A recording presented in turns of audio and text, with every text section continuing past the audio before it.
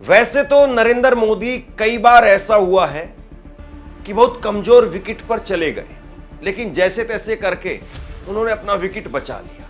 लेकिन इस वक्त में, मौजूदा वक्त में मोदी जी की सबसे बड़ी अग्नि परीक्षा है कि मोदी जी अपने 25 साल के राजनीतिक कैरियर में इस वक्त में सबसे कमजोर विकेट पर आज है। और मुझे लगता है मोदी जी आउट हो जाएंगे अगर उन्होंने देश को इस वक्त में सामने आकर सब कुछ साफ साफ नहीं बताया तो। क्योंकि अब लोगों के अंदर चर्चा चलने लगी है, और जब सीडीएस अनिल चौहान साहब, उन्होंने 2 इंटरव्यू दिए और वो भी विदेशी धरती पर जाकर के दिए कि जो बात देश में होनी चाहिए थी, जो बात सरकार को करनी चाहिए थी, वो बात सेना के अधिकारियों को, और उसमें भी सबसे टॉप लेवल के अधिकारी सीडीएस को क्यों करनी पड़ रही है।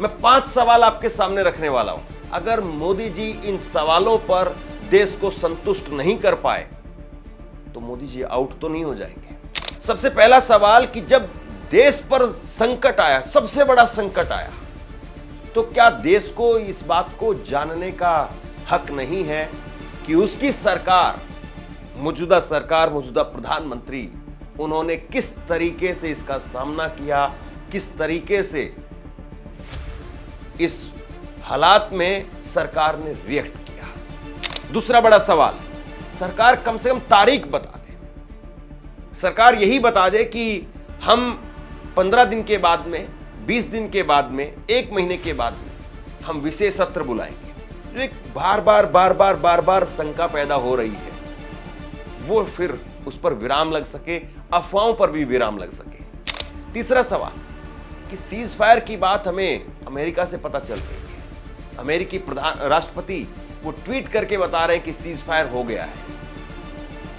बाद में यहां पर भारत में ऐलान हो रहा है, और अब विमान की खबर वो सिंगापुर से पता चल रही है। चौथा सवाल यह है कि क्या देश को ये जानने का हक नहीं कि सीज फायर हुआ, संघर्ष विराम हुआ, तो किन किन शर्तों पर हुआ।